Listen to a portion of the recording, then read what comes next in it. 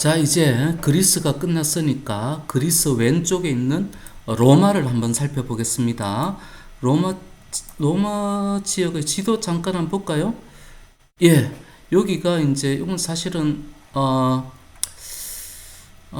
게르만족 볼 때 살피는 건데, 일단 그래도 뭐 지중해니까 한번 봅시다.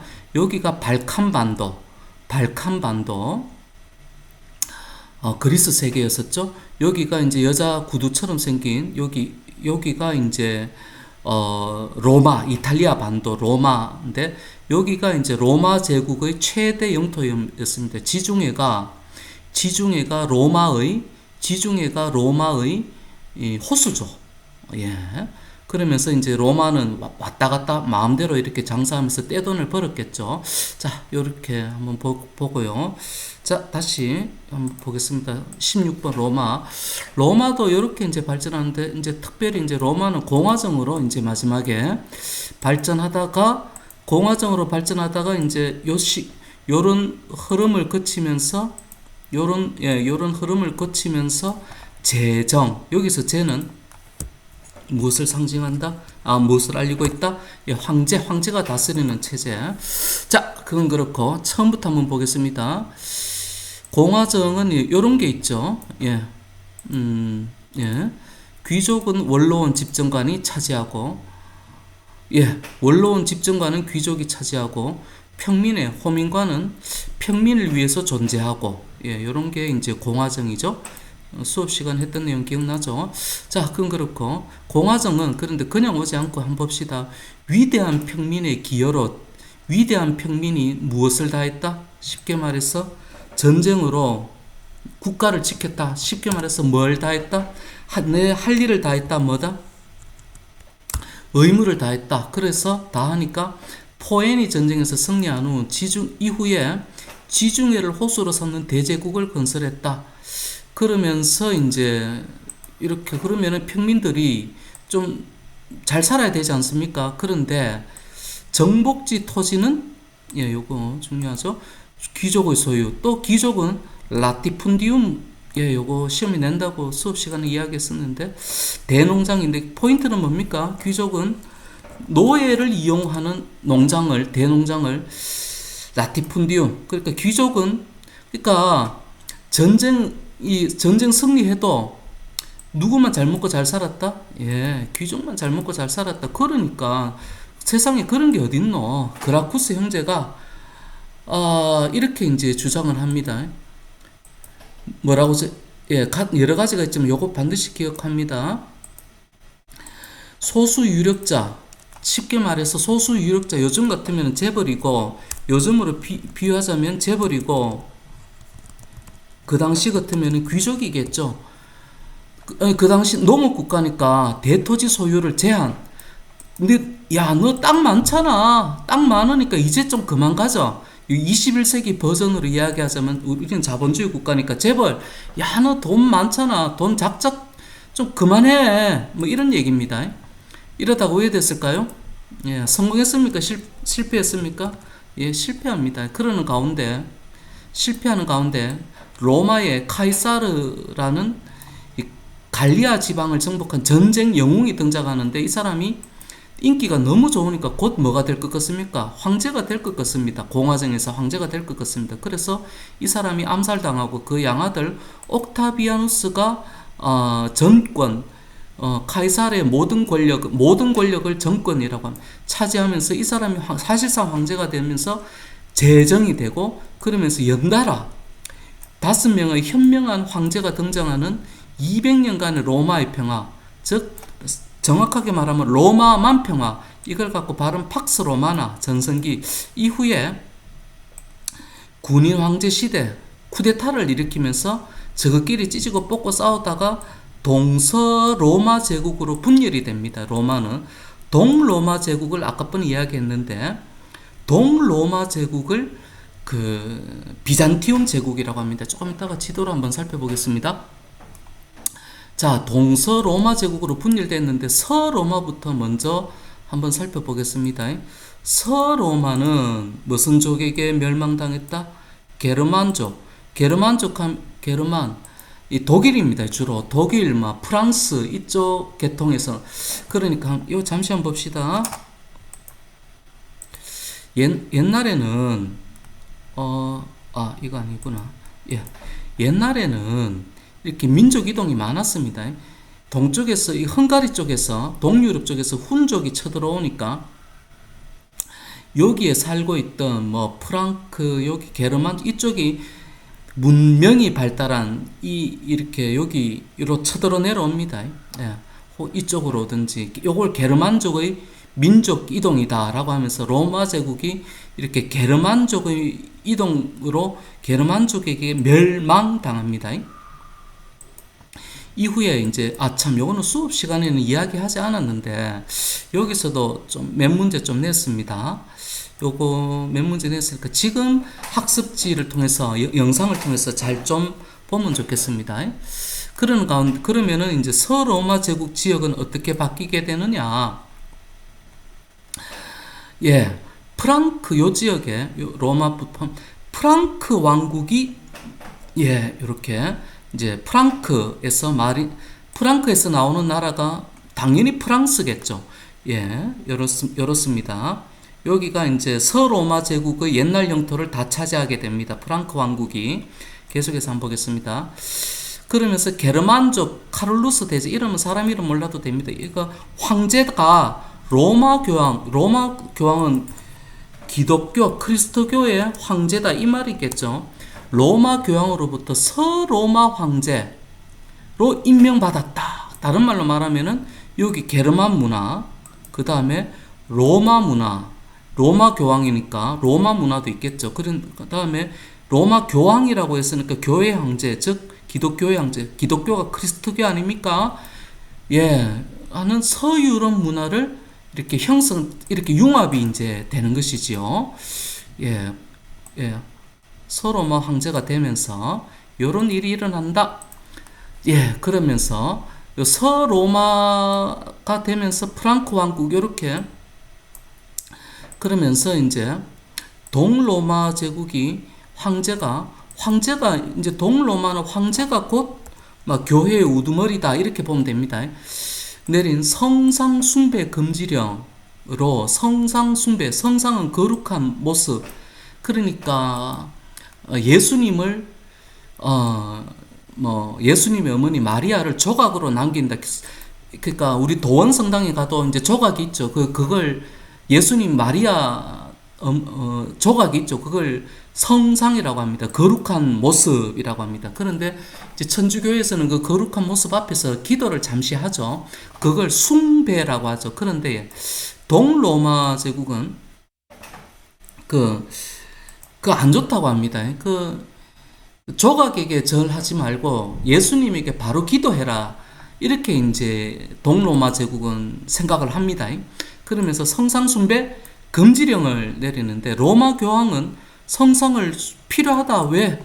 로마 교황은 게르만에게 아직 게르만족은 기독교를 모르니까 게르만족에게 안내를 하기 위해서는 선생님은 이제 안내를 여러분들에게 역사 수업을 안내하기 위해서 영상과 지도와 학습지로 이렇게 만들지 않습니까? 로마 교황은 게르만족에게 기독교를 안내하기 위해서 성상을 만들었습니다. 그런데 이제 나는 로마 교황 얘기입니다. 나는 계속 만들 거야. 그런데 동로마는 만들지 마. 이카니까 힘이 좀 세거든요. 힘센 사람이 이카니까 나 좀 도와줘 라고 누구에게 이야기한다? 프랑크 왕국의 카를로스 대제에게 이제 이야기하고 점점 서유럽은 게르만 문화와 로마 문화와 기독교 문화를 점점 강하게 연결시키게 되었습니다. 성상 숭배 금지령으로. 자, 그럼 계속해서 한번 봅시다. 요거 동로마 황제가 성상 숭배 금지령을 내렸다. 요것도 좀 이따가 한 번 더 이야기하겠지만 요것도 기억해 주기 바랍니다. 그 다음에 프랑크 왕국이 분열이 되고 그 다음에 9세기에 바이킹 하면 노르만족, 노르웨이 뭐 이런 나라들이 좀 떠오르죠. 한번 볼까요? 예, 바이킹, 이런 배. 예, 어디에서 내려왔다? 노르만족은, 예, 이쪽에서 막 바이킹들이죠. 바이킹의 고향, 이쪽에서 또 남쪽으로 내려옵니다. 왜 자꾸 내려올까요? 따뜻하니까. 여기 너무 추우니까. 예, 그건 그렇고. 계속 한번 봅시다.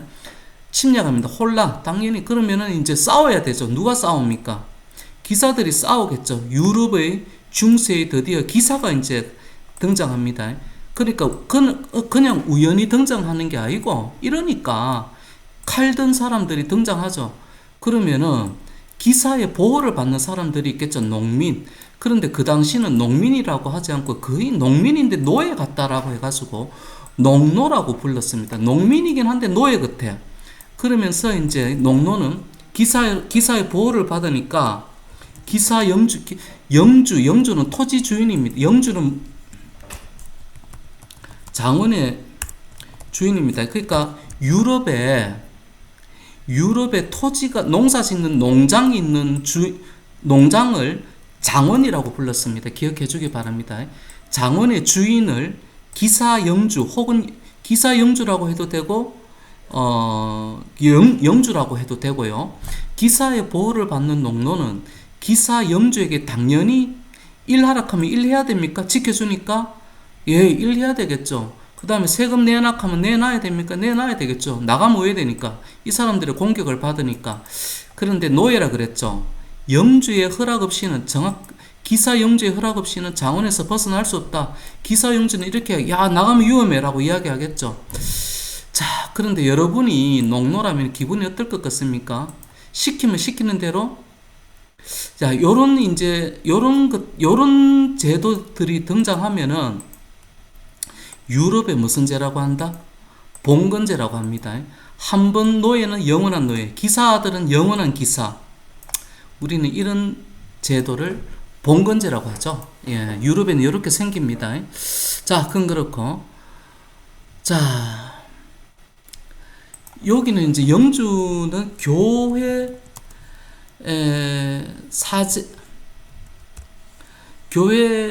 사제들도 이제 토지를 많이 가졌습니다. 영주도 했습니다. 그러니까 노 입장에서는 기분이 나쁘죠.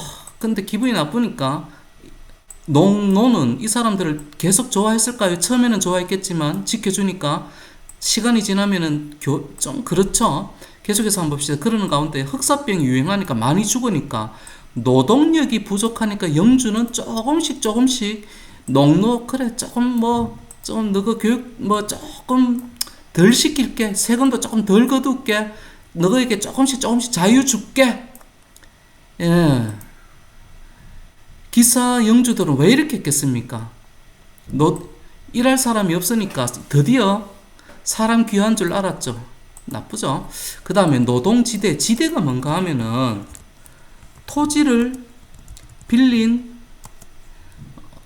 빌렸으니까 세금을 내야 되겠죠. 토지를 빌렸으니까 그거를 갖고 세금 대자라고 해가지고 예, 옛날에는 농노들은 토지를 기사 영주들한테 토지를 빌렸으면은 몸으로 떼어야만 했습니다. 그러니까 기사 땅도 농사 지어줘야 되고 기사가 뭐 시키면 몸으로 다 떼어야만 했습니다. 그러니까 때리면 왜 그랬습니까? 맞았겠죠. 상당히 기분 나쁘겠죠. 요거에 노동지대라고 합니다. 말이 어렵지만 기억해 주기 바랍니다. 그런데 노동지대가 아니고 이제 화폐지대. 그러니까 농노는 자기 시간이 없습니다. 왜? 시키면 무조건 시키는 대로 일을 해야 되니까. 그게 몸으로 일을 해야 되는 게 노동지대죠. 근데 노동지대에서 화폐지대로 바뀌었습니다. 토지 빌렸다? 돈으로만 내면 됩니다. 이제 그래, 내 니한테 토지 빌렸다. 토지 빌렸는데 돈 내놓을게. 그걸 화폐지대라고 합니다. 토지 빌렸으니까 돈으로 내고 너를 위해서 내 몸으로는 일 안 한다. 그리고 시간은 돈만 내고 나면 나머지 시간은 다 내 거. 그러면서 농노의 신분적인 구속이 조금씩 약화가 되고 농노는 조금씩 그 지위가 올라가겠죠. 그러면서 역사는 발전하게 됩니다. 그러면서 봉건제를 거부하게 됩니다. 한편 상인들은 길드를 만듭니다.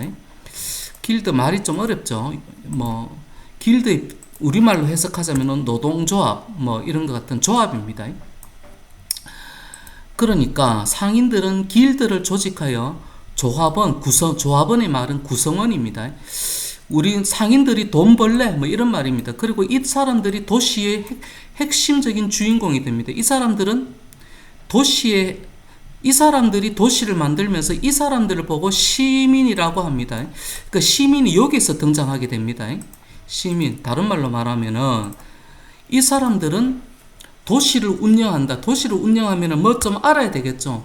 뭐 좀 아는 사람을 시민이라고 부르고 이 사람들은 자유인이죠. 그러면서 뭐 좀 안다. 뭐 좀 안다. 예. 그리고 자유인이다.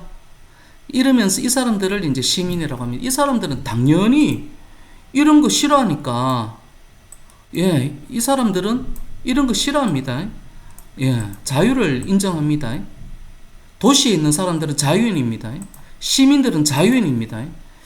그러니까, 예, 당연히 봉건제를 약화시키겠죠. 이 사람들은 당연히 도시를 좋아하니까 뭐를 싫어한다? 장원을 싫어하면 봉건제도 싫어하겠죠. 예, 그렇습니다. 그러는 가운데 교황권이 중세에는 이제 성장합니다. 교황은 세속군주는 이제 황제를 이야기합니다. 옛날에는 황제가 성직자, 신부님을 임명할 수가 있었습니다. 그런데 교회의 황제 입장에서 볼 때 왜 황제가 성직자를 임명해? 싫어! 하면서 교황이 임명권 금지. 그러니까 이때까지 임명하던 사람이 가만히 있습니까? 반발. 그런데 결국은 이깁니다. 결국은 교황이 황제를 이깁니다. 아무리 그래서 이제부터 교황이 신부님을 임명하게 됩니다. 그러니까 황제가 졌는 것을 어떤 황제가 그런데 졌습니다 하면서 교황 앞에 가가지고 무릎 꿇고 겨울밤에 무릎 꿇고 사죄를 했습니다. 그걸 갖고 하일리 사세가 그 교황한테 싹싹 빌었는데 그걸 갖고 카노사의 굴욕이다라고 이제 부릅니다. 그건 그렇고 이런 모습은 중세의 모습입니다. 이런 모습이 사라지면은 중세가 사라지겠죠. 중세는 교황권이 성장하고 봉건제가 강한 게 중세의 모습입니다. 자, 이런 사람들이 성장하면은 중세는 점점 무너지겠죠. 예, 그렇습니다. 그러면 이 사람들은 요런 이제 교황권 성장의 핵심적인 역할을 할 수가 없죠. 이 사람들은. 그 다음에 동로마 제국, 예. 동로마 제국 같은 말이죠. 비잔티움 제국을 한번 살펴보겠습니다. 비잔티움 제국의 특징은 요거 장원이죠. 영주는 이렇게 잘 살고 좀 그렇죠. 예, 기사들. 자, 그건 그렇고 교황권의 성장도 살펴봤고요. 이거는 몰라도 되고 비잔티움 제국. 예, 여기가 동로마입니다. 동로마 여기가 이제 셀주크 투르크 이렇게 되겠죠. 그건 그렇고 일단 한번 봅시다. 성상 숭배 금지 아까 번에 살펴봤죠. 교회도 압박하고요. 그 다음에 셀주크 투르크가 이제 예루살렘을 정복하니까 십자군 전쟁 이제 밑줄 그어졌네요. 기사 참여 이유 십자군 전쟁에 예루살렘을 정복하니까 예루살렘은 기독교의 성지거든요. 그러니까 유럽 교회 세력은 여기를 찾으려고 하겠죠. 그러면 싸워야 되겠죠. 우리는 그 전쟁을 십자군 전쟁이라고 하는데 기사들이 적극적으로 참여합니다. 왜? 새로운 영지를 얻어 영지, 장원을 확대하고자 했다. 새로운 영지라는 말은 영토다 이런 말입니다. 요거 그대로 적어야 됩니다. 영토를 얻어 영지하고 장원하고는 다른 개념입니다.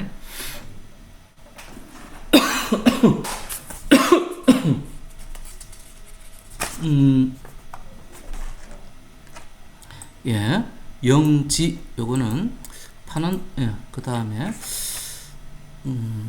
동방무역. 자, 그 다음에 상인들이 장원 확대하고자 했다. 그대로 적으세요. 쉽게 말해서 기사는 돈 벌고 싶어 했네요.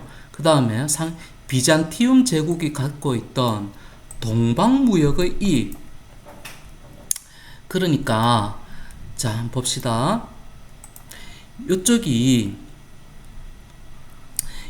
동쪽과 자꾸 무역을 하고 떼돈 버니까 비잔티움 제국이. 그런데 이제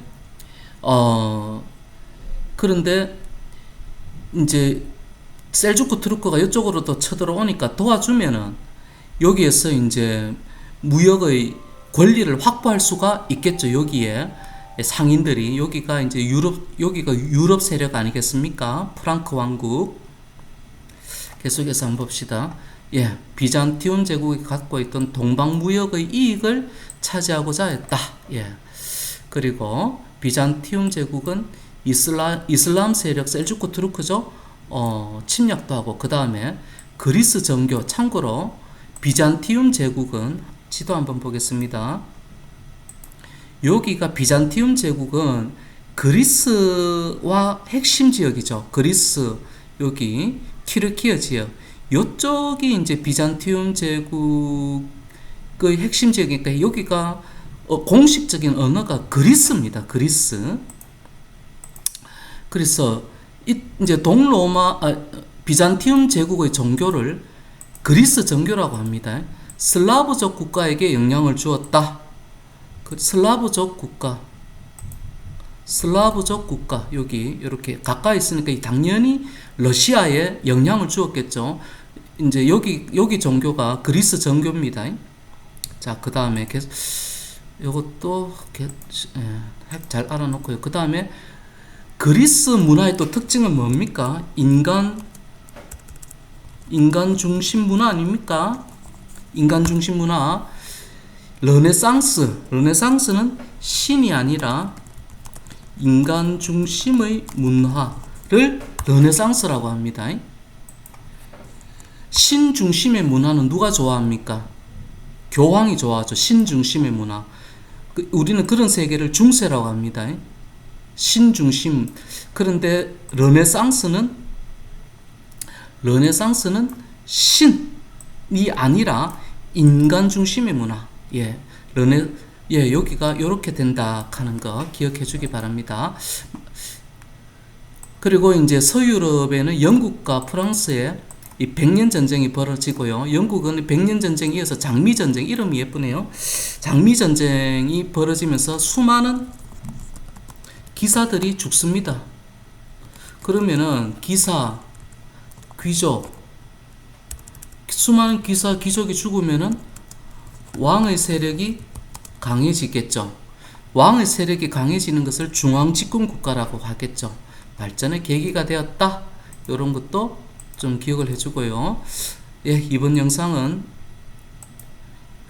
여기까지 하도록 하겠습니다. 감사합니다.